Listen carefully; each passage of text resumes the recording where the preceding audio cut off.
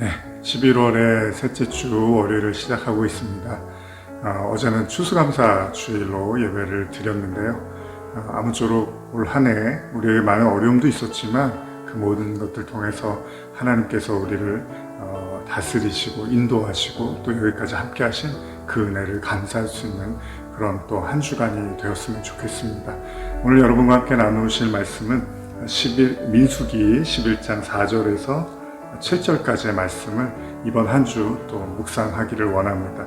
민수기 11장 4절에서 7절입니다. 그들 중에 섞여 사는 다른 인종들이 탐욕을 품음에 이스라엘 자손도 다시 울며 이르되 누가 우리에게 고기를 주어 먹게 하랴.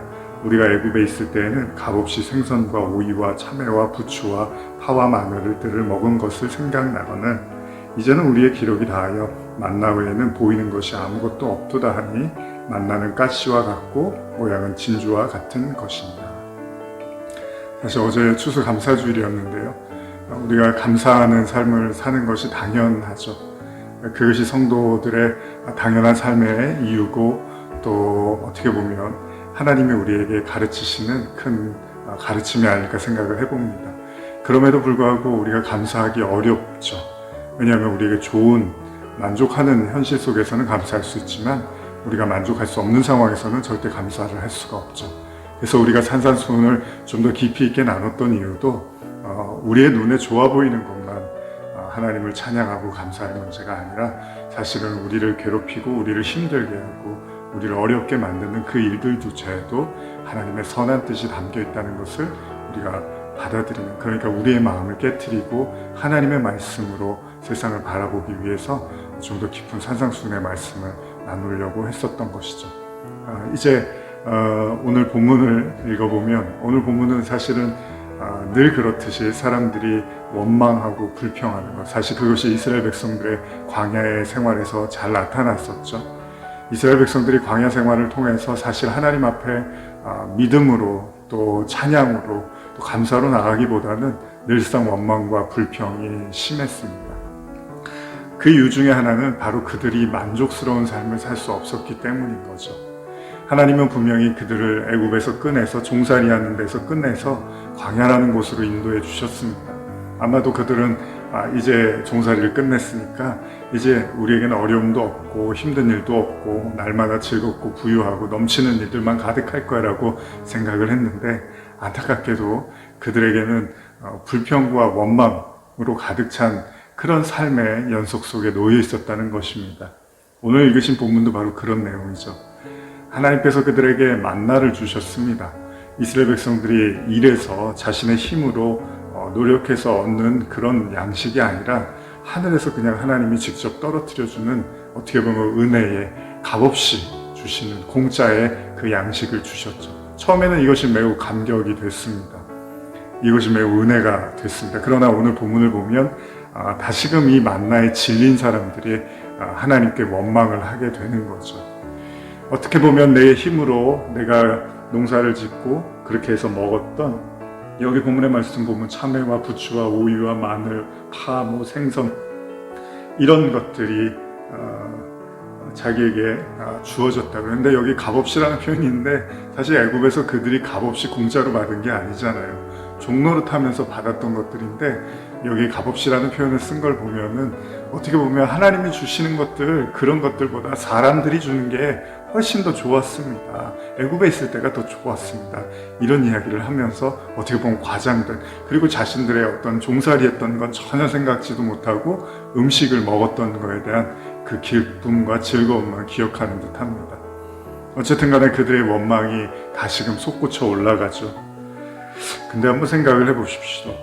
여기 보면은 이스라엘 백성들이 만나를 먹고 기력이 다해서 이 만나 외에는 보이는 게 하나도 없다고 원망을 하죠. 근데 여러분 한번 생각해 보세요.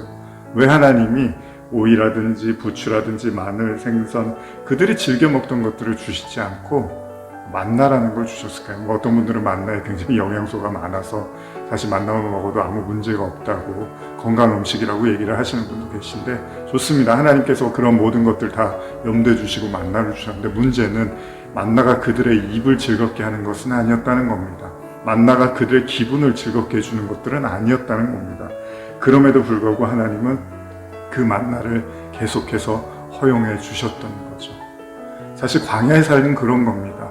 광야의 삶은 우리가 누리고 즐기고 우리의 육체, 우리의 어떤 그런 삶을 그냥 이렇게 즐겁게 하고 풍요롭게 하는 데 목적이 있는 게 아니고요. 항상 제가 말씀드리지만 광야라는 것은 여러분 하나님이 우리를 가르치기 위한, 우리에게 훈련을 하시기 위한 장소고 여정이죠. 그래서 모든 성도들은 반드시 세상의 종살이를 하다가 광야를 거쳐서 가나안에 들어가는 이 인생의 여정을 반드시 겪게 되어 있는 거죠.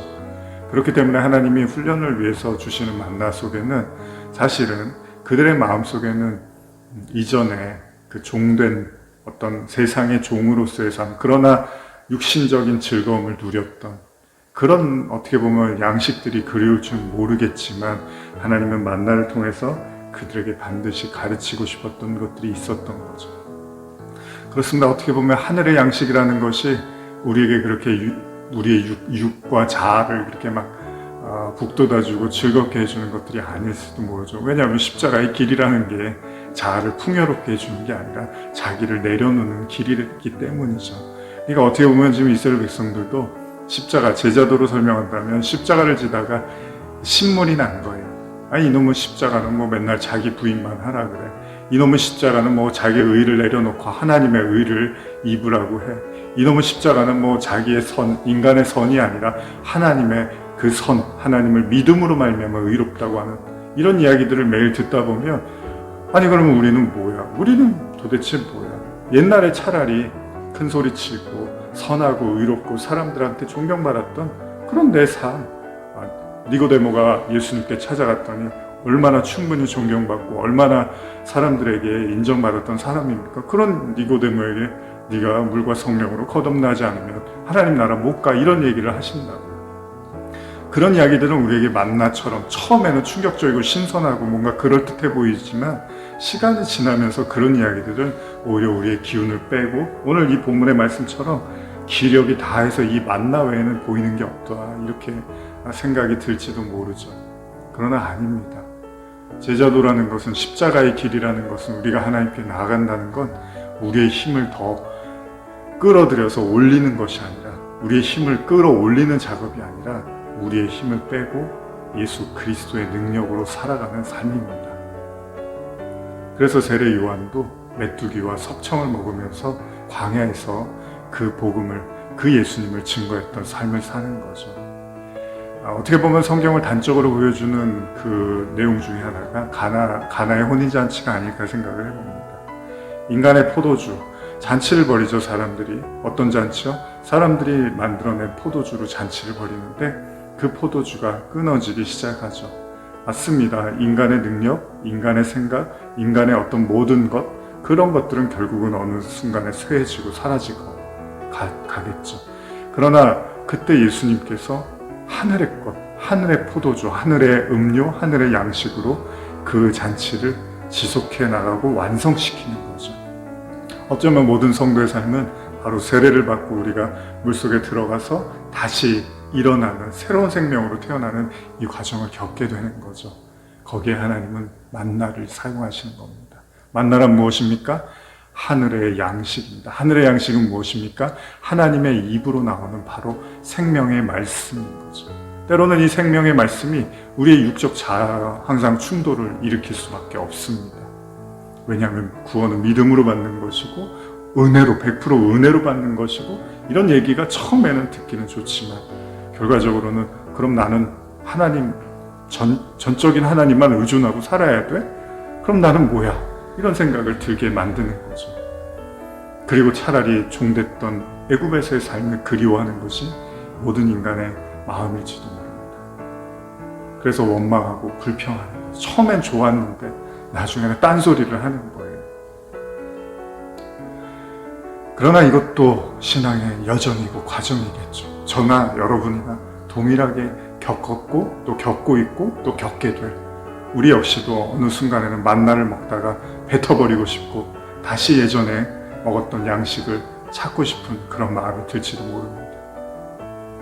그럼에도 불구하고 오늘 성경은 이렇게 기록되어 있습니다. 9절입니다. 8절 9절 백성이 두루다니며 그것을 거두어 맷돌에 갈기도 하며 절구에 찍기도 하고 가마에 삶기도 하여 과자를 만들었으니 그 맛이 기름 섞은 과자 맛 같았더라. 밤에 이슬이 진영에 내릴 때에도 만나도 함께 내렸더라. 그들이 원망하고 불평해도 만나는 계속 내리는 겁니다. 사실 만나는 예수 그리스도를 상징하는 것이고 또 하나님의 말씀을 상징하는 거죠. 예수님이 사단과의 싸움에서 뭐라고 하시죠? 사람이 떡으로 사는 것이 아니라 하나님의 입에서 나오는 모든 말씀으로 산다고 이야기하고 있죠. 우리는 하나님의 말씀으로 사는 사람들입니다. 그리고 하나님은 우리가 질려하던, 우리가 신문이 나던, 우리가 뵙고 싶던 늘 그 백성들에게 끊이지 않는 하나님의 말씀의 양식을 부어주실 것입니다. 잠시 우리가 지쳐서 잠시 외면하고 싶을 수 있습니다. 그러나 또다시 하나님은 우리 곁에 말씀으로 함께해 주실 겁니다.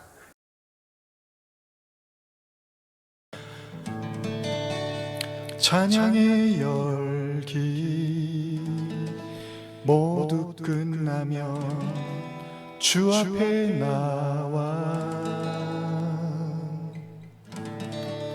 더욱 진실한 예배드리네.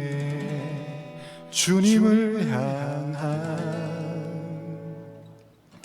노래 이상의 노래 내 맘 깊은 곳에 주께서 원하신 것 화려한 음악보다 뜻없는 열정보다 중심을 원하시죠. 주님께 드릴 마음의 예배 주님을 향한 노래 중심 잃은 예배 내려놓고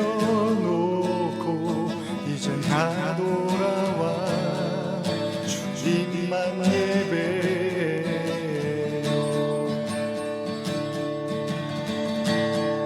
영원하신 왕 표현치 못한 주님의 존귀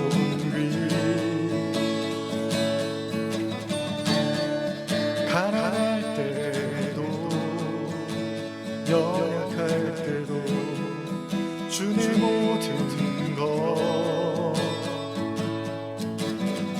노래 이상의 노래 내 맘 깊은 곳에 주께서 원하신 것 화려한 음악보다 끝없는 열정보다 중심을 원하시죠. 주님께 드릴 마음의 예배 주님을 향한 노래 중심 잃은 예배 내려놓고 이제 나 돌아와 주님만 예배해요. 주님께 드릴 마음의 예배 주님을 향한 노래 중심 잃은 예배